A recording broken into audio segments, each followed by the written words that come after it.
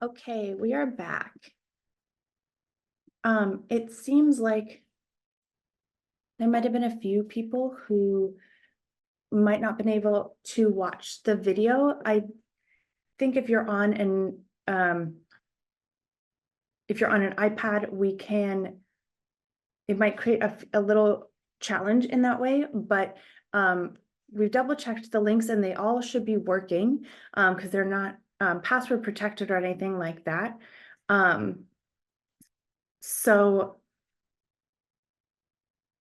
hopefully that just gives a little bit of insight. Also, if you join, okay, so it seems like, yes, okay, if other people could let us know, okay, so the link did work, okay. And we're happy, we'll send out a little email post event. So in case for some reason it doesn't work, maybe you are able to watch that later. So John, if you just wanna pop back on, I just wanted to share a little bit about Doma, which is the sort of the precursor about why we're all here this evening for the premiere of my newest work, the dance film Momko Moja L'uba. So Doma's actually been a few years in the making. It wasn't until a few years ago that I started including my heritage as an identity marker. I identify as a Carpatho-Rusyn American choreographer. And so that was a really big step for me, putting that out there into the world. The name Doma Dance Theater actually came to me out of a conversation between myself and Maria Silvestri when I was looking for the title of a new work a few years ago. A lot of the work that I've made up until this point has been exploring my body as home, and has been closely tied to the eating disorder that I had when I was in high school. But as I've continued to think about it, and that question of home and identity and comfort has really stuck with me, but it has continued to evolve and mature. And so whenever I was looking for this title, I asked Maria what the word for at home was in Rusyn, and she said Doma. And that really struck me. I think growing up in the Carpatho-Rusyn community in Pittsburgh was really important. And actually in leaving it and moving to Minneapolis, was a big aha moment for me because I didn't understand what I was missing without having it around me. And so I think in the back of my brain after graduating college and being in the professional world, I think in the back of my head, I was looking for or hoping that I would find a company and a choreographer who was making work that, I think fused contemporary and folk movement and stories in one. But the longer I've been in the contemporary world, the more I realized that I don't think that was going to happen.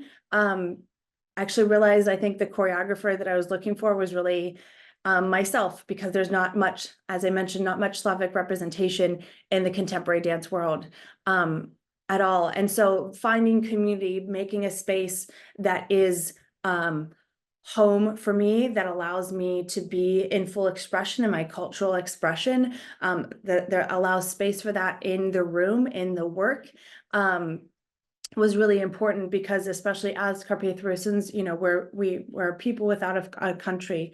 And so I think there on multiple levels, there's searching for the sense of home, the sense of community, the sense of identity has been really a key driver in where I make from. So the result of that is making Doma Dance Theater official. We don't have a mission statement or anything like that fully fleshed out yet, but we do have values and goals that are leading us forward. And I just wanted to share them with you right now. So you have that as a lens as you're looking at the new film. This includes making work that unfold the embodied experience, an ongoing search for the elusive feeling of home by offering a potent invitation to discover the unrecognized histories embedded in each of us. We prioritize cultural and gender expression that reimagines cultural practice. We're not looking to preserve cultural traditions, but rather looking for new ways to engage with, explore it, and learn from history and traditional practices that can teach us how to make space, for others find community and learn from it. So those were a lot of the drivers in making and how I approached making this new film, Momko Moja L'uba, which is named after the song of the same name, sung and popularized by Maria Matroskova. The costumes, as you will see, are inspired by women's wear from the Medzilaborce region in northeastern Slovakia. So you'll see pleats, you'll see bold colors.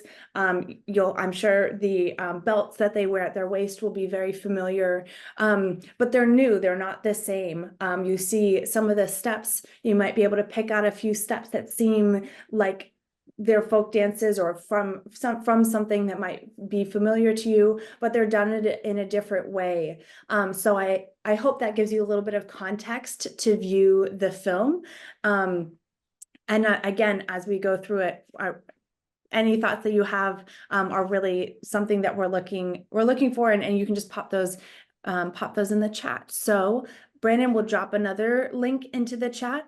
You should just be able to click it and it should open up in a new window so you can view it on your own device.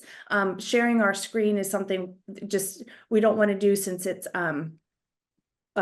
just based on everybody's internet speeds. It's just a little bit safer to be able to view on your own device. So this film is about 5 minutes long. So Brandon's going to pop it in the chat right now, so we can come back at about 57. So 6:57 or 7:57. Let's go to about 7. Let's go. Okay, we'll go to the on the hour. So you have a few extra minutes if you want to watch it twice.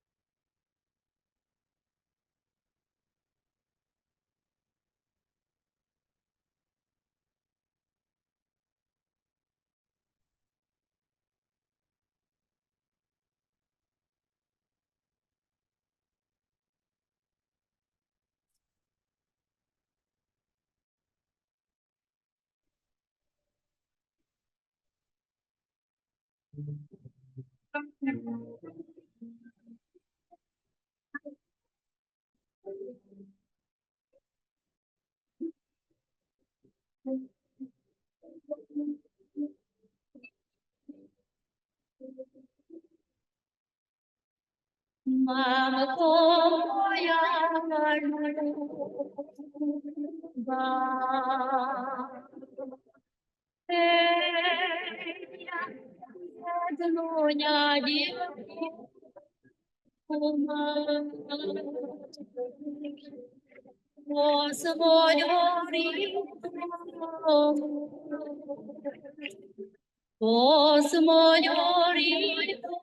Doma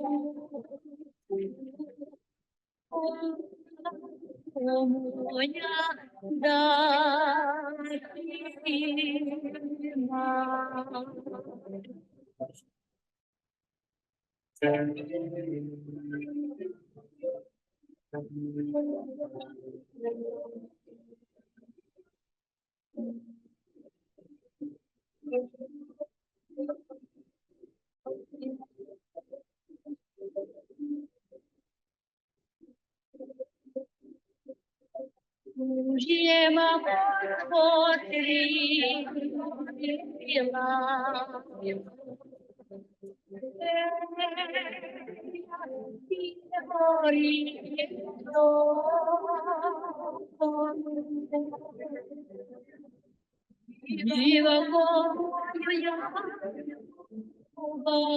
l'uba. Jiva ko moya l'uba. Vedam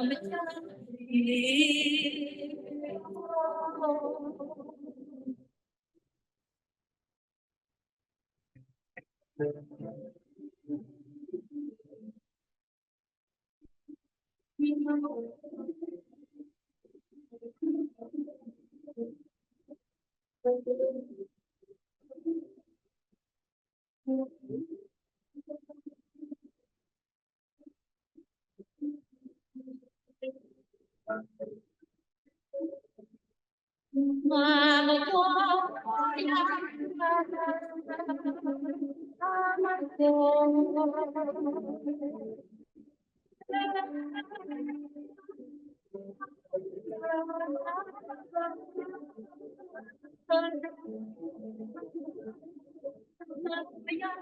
Moja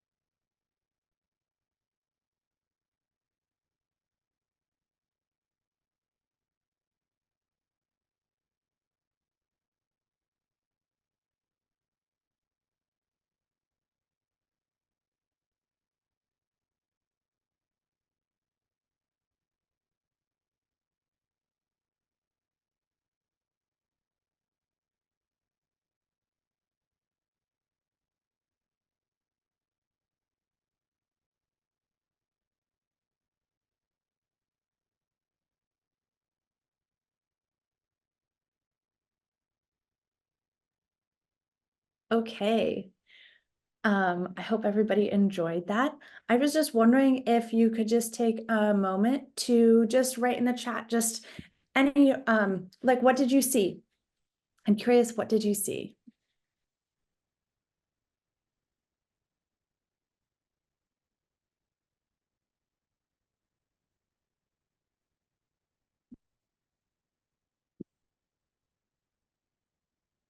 So if you're just coming back, I just asked the question, what did you see?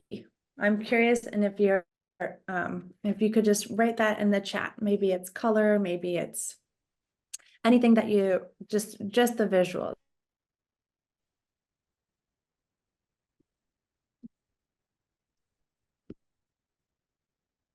And maybe as we're doing this, John, I'm just going to ask you that question to just sort of kick off our conversation. What did you see? Well, I saw a really wonderful marriage of contemporary and traditional Rusyn dance, which excites me very much. You know, the thing about dance is that it has to be expressive and it has to mean something to the dancer, because then it really comes out of the soul, and you can see that in this piece. But I also saw things like vestiges of the past, like the costumes, which are very, very contemporized compared to what they were in Medzlov, and yet the fabrics are the same, and the creasing is the same, and the pearls around the neck are the same. So you get the sense that Carpatho-Rusyn culture has been carried through in this instance. But it does oh my God, it says so many things. One of the things that's critical to Rusyn culture is Carpatho-Rusyn's relationship to the land, and it's because they were vastly agrarian. So I think the way this dance is done in a field like this bespeaks that very well, about the connection of these dancers with the land. And so, you know, as someone who's studied Carpatho-Rusyn culture for almost 50 years, I look at this and it just exudes Carpatho-Rusyn culture to me. That having been said, it is so new and so contemporary. The movements are a little bit more exaggerated than you'd see in traditional Rusyn dance. The interaction between the two dancers, there isn't a lot of Rusyn dance that's as intimate as that. And so that really is beautiful too. So I that's what I take away from it. I think that it's got all of that. And if you give me 20 more minutes, I'll tell you everything else I saw.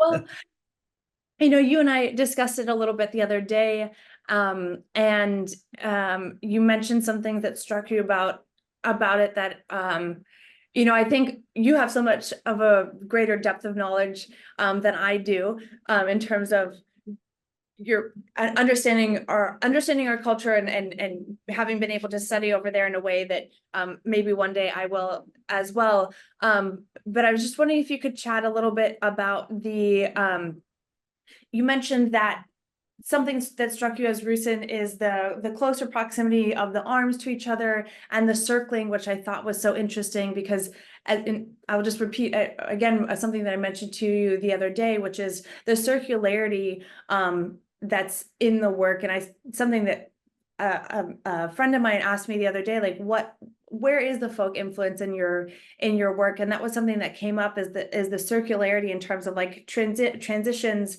from one movement to the other. Is I often choreograph as being as having rotation, as going from one circulating movement in some ways to another. So I was just wondering if you could explain a little bit more about that. At that point about circularity is a strong one. It's very common in most Slavic dancing, but particularly in Carpatho-Rusyn's. We have the karichka, which is a women's circles dance. We have the chardash, which even though it's a couples dance, what do? You circle around one another, you spin. And then there's the Hutzel dances around the bonfire, around the vatra. So it's a classic part of so the circle is a critical part of the Slavic mindset, which is not typical of, as you know, Western Europe, which is a little bit more rigid and you know, they're into the pointing to the skies kind of thing. But part of it, when I think about it, is, you know, the word for in Rusyn for dance is tancovate, but we get it from German, from tanz. But the original word, the old Slavic word for which we used for a long time was huliate. And huliate means to many Rusyns to dance, but it technically meant in its original form to turn around. And so that's how you can see even at the very root of our dance is this concept of circular and moving. The costuming bespeaks where you're from. If you aren't aware of this, what influences any type of folk costume more than anything else is topography. And so where you live is also inspires how you dress, and it also inspires how you dance. So for instance, with Rusyns, we live up in the mountains. Well, we don't live down in the valleys where there's lots of space. So, we don't have these exaggerated movements with our hands or kicks as you would see in something Western. The movements tend to be much closer to the body because our concept, our thought psychologically is that our personal space is limited. And you see this over and over again in Rusyn dancing, and you also see it in the costuming. So for instance, I said to Alexandra, people always think about, wow, these Rusyns up in Northeast Slovakia, there were these pleated skirts. And that's really very cool. But again, it really serves a cultural function. See, that's the way you can have a great big wide skirt, but it clings close to your body. It holds to your body. And as you go further east in the Carpathians, by the time you get to the Rusyns in the very eastern part of Transcarpathia, the Hutzels, their costuming is so close to the body. Women wear like a one-piece linen from the neck to the knees, and it's almost form-fitting. And then two pieces of colored cloth are thrown over top of it. And their dances, they look like chickens, are putting their fingers under, and their foot movements are kicks, but they're little tiny kicks, like they're shuffling. So, if you're someone like me who has studied this for a long time, you can almost tell where people are from by the way they dress, the way they dance, and the food they eat. Mm-hmm. I'm curious, like, when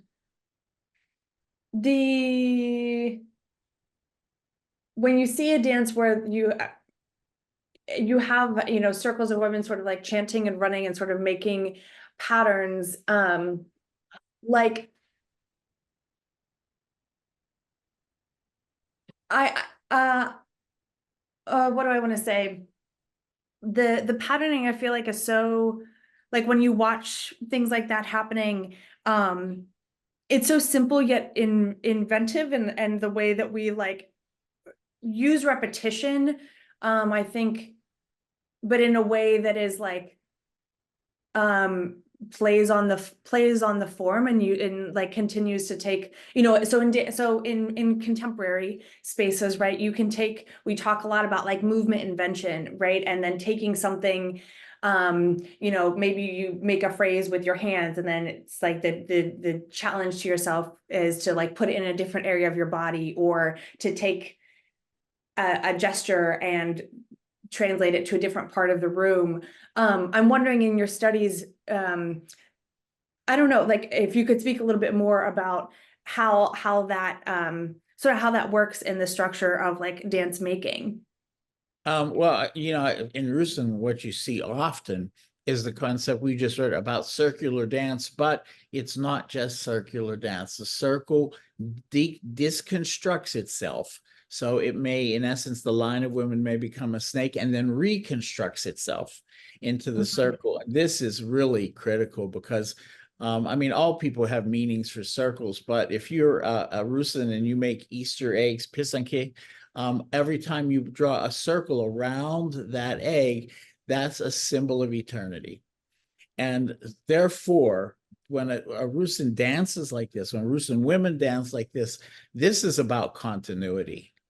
This is about a connection with the past. This is about connection with mothers and grandmothers and great-grandmothers.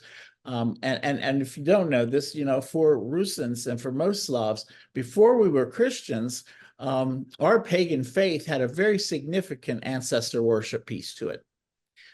So, for instance, today, when you have Holy Supper on Christmas Eve, a lot of people set a place, an empty place, and they will tell you that that's for Jesus. They're waiting for Jesus to come. But long before we were Christians, at that supper, we set that place, and it was for our ancestors to join us. So this concept of continuity is critical. It's critical. In the Eastern Christian churches, when someone dies, what we sing for as long as their family want us to sing is "May their memory be eternal." And so I think you see that here in the dance as well, is the way that the circle unfolds itself, you know, and sometimes it's two circles at once intersecting one another, but the circle always comes back to itself. It always comes back to that circular movement. Interesting. I did not know that. That's so interesting.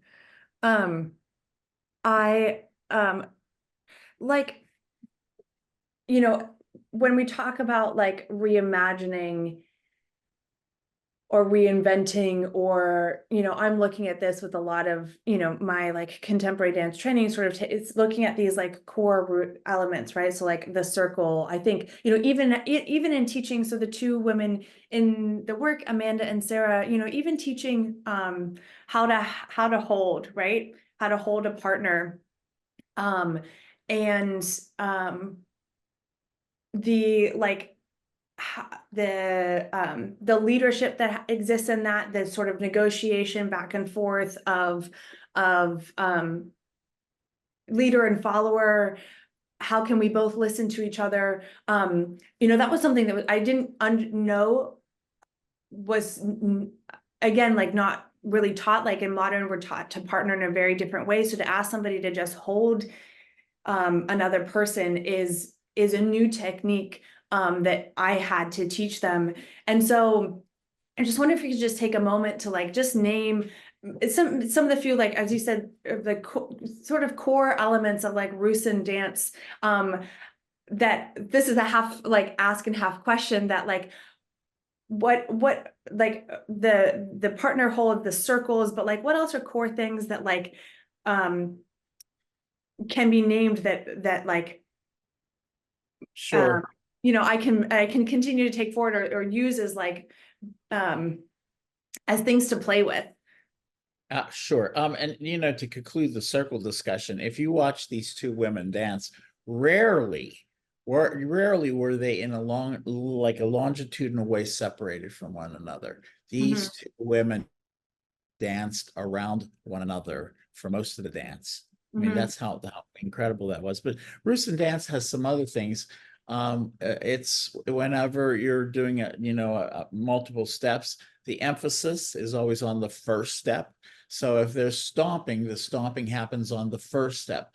That sounds like, oh yeah, sure it is. But then I once taught a Croatian Tamburetsin group, and I was teaching them a Rusyn dance, and it blew them away because they said, well, wait, how do you do this? Because when we dance, the emphasis is always on the third step. And this is exactly opposite, you know? And I said, and therefore that's a part of what makes Rusyn dancing distinctive, even from other Slavic cultures.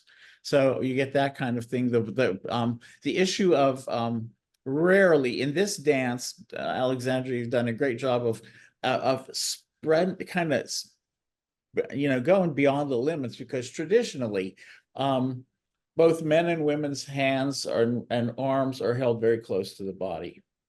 You know, so if you've ever danced in a Rusyn dance group, you know, when a woman's not dancing, if she's on the side and she's going from left foot to right foot, where are her hands? They're like fists on her hips.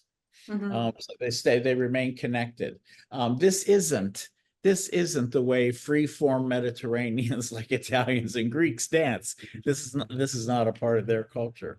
So those are some of the things that are indicative. And the other thing too is, and you see this in Csárdás all the time, is that Rusyns like to dance to tell the story, and the story is always about how the dredging through life, how difficult life is. But then, you know, you get to that point where you defeat all of that by dancing quickly. And so there's the Csárdás. You know, the first part is very slow, and it's that, by the way, is really very intimate, because it's the only dance I think Rusyns have where men and women stare into each other's eyes. But that whole concept of fast then or slow then fast, slow then fast is a classic component of Rusyn dance. Cool. Yeah, I mean, I think there's so much to like take away and still sort of, I mean, I think that this will be sort of a long-term thing in terms of like continuing to define like what Rusyn dance is, especially, as I mentioned to you the other day, because there's populations in multiple different countries. I think like I'm like, as you mentioned, the locality of them is, you can sort of define it overall, but within each group.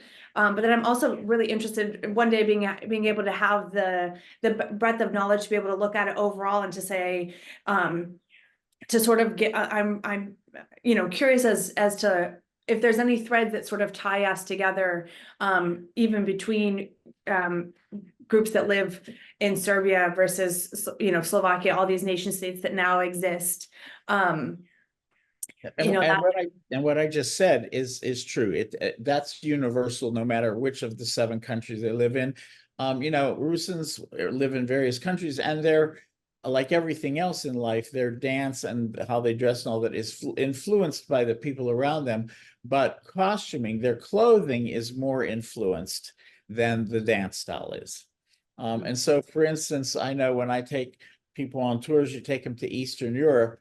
And here comes these Slovak girls in pleated skirts dancing with men kicking. And then here comes these Rusyn girls in pleated skirts with men kicking. And how on God's earth do you tell the difference? Well, if you study it enough, you can tell. I can tell you right away in the first 4 or 5 steps whether a dance is Rusyn or Slovak. Well, can you go through a little bit of the things that you see Slovak versus Rusyn? Well, one of the things is that this first step stomp doesn't exist in the vast majority of Slovak dancing. The weight from the body is put equally on the 2 steps or the 3 steps, depending on what you're doing. The other thing is that the movements are more, especially for women, more genteel. But let's remember that southern Slovakia has a lot of fields, and so there's a lot of open territory. So you will see Slovak dancing where a girl's spinning, and out are her hands. Where you will rarely see that in Rusyn dancing if she's spinning her hands around her hips.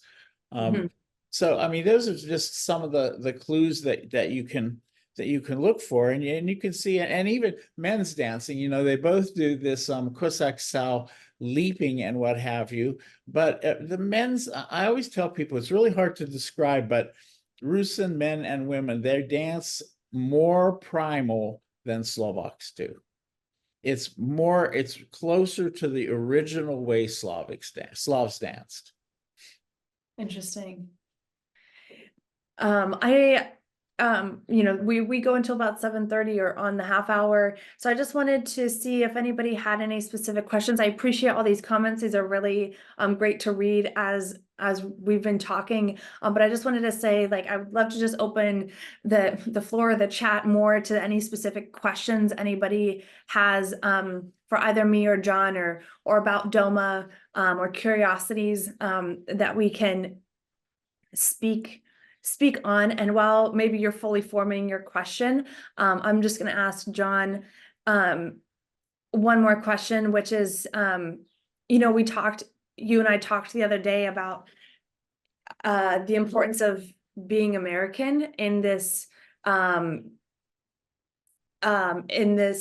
sort of process, and how that the impact of being, a Carpatho-Rusyn American and not living over in Europe. And I'm just wondering if you could just take a moment to describe that, to speak on that, because I think Sure. Well, the fact that you are a Carpatho-Rusyn American in and of itself makes the creation of Doma possible. And not that it couldn't eventually happen in the old country, and I hope before I die I see it happen. But people who live in Eastern cultures, and people say, well, they're free now, 2 generations post-communism. Yeah, what about the 1,500 years of Hungarian rule before that? These people never knew freedom. So they had to work within the context of what they had, and they had to express themselves in ways that they could do it, like dance. So, this kind of thing of contemporizing Rusyn dance, I mean, it excites me beyond excites me. Many of you, if you're CRS members, you know that if you want to push my buttons, say this phrase, preserving Rusyn culture. You better be, if you say that to my face, you better be able to run faster than me. Because no, we're not preserving Rusyn culture. Preserving is something dead. It's pickles in a jar. It's things static in a museum. What Alexandra's doing here that excites me is this is the evolution of Rusyn culture. And I'm hoping to see that. I don't see that very much in dance and in Europe yet. I have seen it in literature. I mean, the Rusyns in Eastern Slovakia, boy, have they taken off and run with contemporary literary writing, contemporary playwriting. They're there, but the expressive arts and a little bit of the visual arts as well, but dance is a little late in coming to that. And I think that a part of what we as Rusyns, and especially American Rusyns, have to get over is that Rusyn culture does not exist so that when we go to bed at night, we can remember Baba. It's not the purpose of Rusyn culture. The purpose of Rusyn culture is for it to live and thrive, and for the next generation to want to be a Rusyn and want to express this in new and different ways. One of the things I told Alexandra was, people always think about, well, you can't touch this Rusyn dance. This is the way it's been done for hundreds of years. Well, yeah, then you know nothing about Rusyn history, European history in general, because cultures evolve. And I said to her, about 250 years ago, what did Rusyns play to dance to before the accordion? Because there was a period before the accordion. It came to Europe through the Germans, and it was like the electric guitar of the 17 and 1800s. It just spread like wildfire. So today, you and I can't conceive of Rusyn folk music without the accordion. But once upon a time, there was. It was an innovation. And it made its way into what? Into the mainstream. My hope is that in a generation or two, what we saw these two women do tonight is what we see young Rusyns do when they preserve Rusyn dance, because what Alexandra has created here is not contemporary dance. What Alexandra has created here is the next level of Carpatho-Rusyn dance. Thanks, John. It means the world to me that you see that. And I think I think of being raised in Slaviani and touring, all over the greater Pittsburgh area, and going over to Europe and being able to make connections there. I think it's easy once you've had a generation or two that has been in the States to think about it sort of as you said, in a way of oh, this is what Baba does, but it's they're living, breathing humans that exist sort of in lots of different places, right? And being able to meet people over in Prešov and I'm friends with some of those people today, and to be able to understand that culture is not only a practice in the rehearsal room, but it's also practice in the kitchen. It's a practice in how you decorate your house. It's a practice. And I think this is something that has been so important, especially because I have moved away from Pittsburgh. I mean, there are a lot of Rusyns in Minneapolis, which I'm grateful for, but it's a different community. And so being able to as an adult, make your home and think to yourself, well, what are the choices? These are all choices that I can make about how I want to continue to carry this forward, and how I can continue to sort of evolve the stuff that has been given to me, and figure out new ways, to continue to give them, to the world in a way. There's a question in the chat from Angelina about where to study and learn Carpatho-Rusyn style dancing. I'm sure, John, you might have an answer to this, but my first response to that is, there's something that Brandon, there's not a lot right now, I think, or at least in the States, I don't know, I've never been to New Zealand, so I don't quite have a handle on that. But something that is in Doma's work is to create a Rusyn highway. And what Brandon and I have envisioned that being is more of like a centrally located resource center that's housed on Doma's website. And I think it will literally have a graphic of a highway that connects people,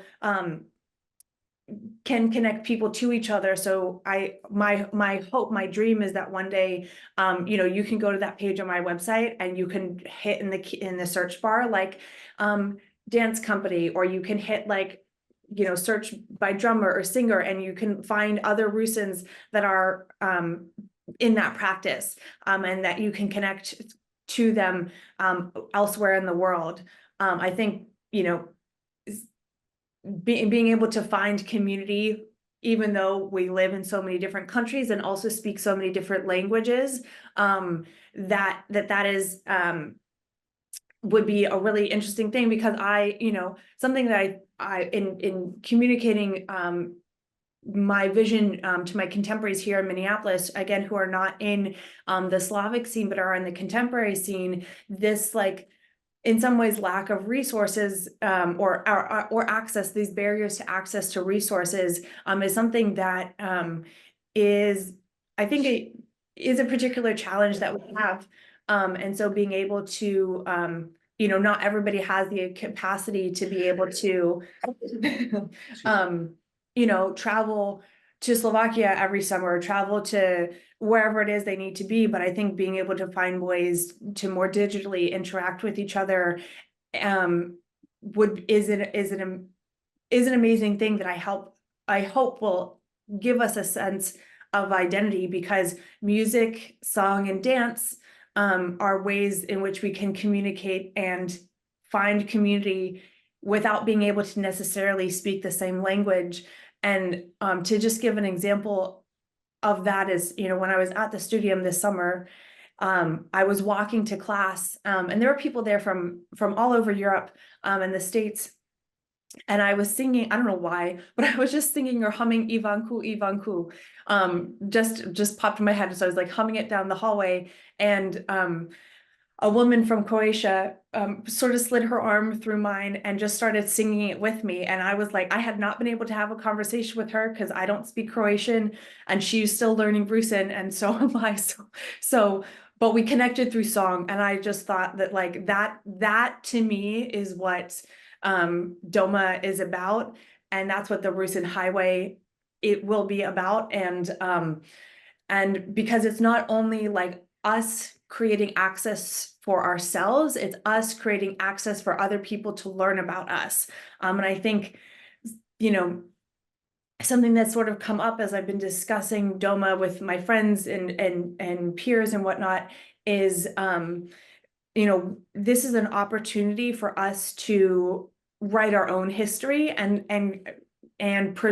not preserve, but to provide access to historical context for ourselves, and in some ways to be able to write our own history in a way that, again, can provide access to people. And my website is currently, the Doma website is currently only written in English, but the goal is for it to be written in as many languages as Rusyns speak, because if the barrier to access is something that I think is a huge focus that I'm interested in breaking down and providing bridges and highways across. That was a great answer, but I'm now going to answer it from a very practical perspective, because the writer is like, well, where can I go learn and do this? Well, if you're in the Cleveland area, there's a great Rusyn dance group called Family Traditions, and it's both children and adults, so it's a great way to do it. And Minneapolis, at St. Mary's Orthodox Church, there's a dance group there. Taught by, of course, a woman originally from Western Pennsylvania, but it's children and adults. St. Michael's Church in Binghamton, New York, also has a group that teaches both children and adults. So there aren't as many places as there used to be, but there are still some places. Absolutely. John, do you know if any of those places you just listed have online videos or YouTube channels or? You know what? I'm going to tell you this because I don't know about most of them, but I know that Family Traditions does. I've watched their performances, a performance they did in the mall. I've watched them on YouTube.